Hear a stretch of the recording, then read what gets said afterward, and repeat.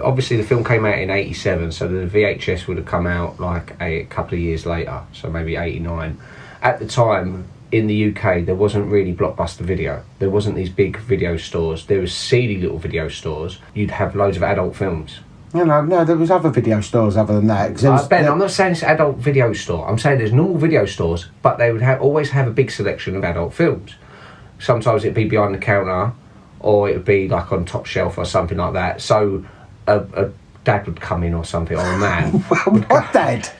What dad? What a man. A man would come in saying, right, I want this Busty Dolores. Let me get it. I'll rent out Busty Dolores or something like that. I've looked into this. This is why it was called that. Go on. And Adventures in Baby, when they just opened up like a Blockbuster Video and all these other like mainstream video stores, they didn't want to get it confused, and that someone decided that Adventures in Babysitting sounded like a porno name. When you think about it, it is a bit. Adventures in Babysitting. How many pornos have like? Well, not really. And the baby. Well, they are. You know, we obviously look at different films, but the ones, Babysitters is synonymous with looking after kids. Yeah, predominantly, but not to dirty old men. They think, oh yeah, the babysitter. So Adventures in Babysitting, they didn't want to get confused that people would ignore the film thinking, oh, it's one of those seedy adult films. So they changed it to A Night in the Town.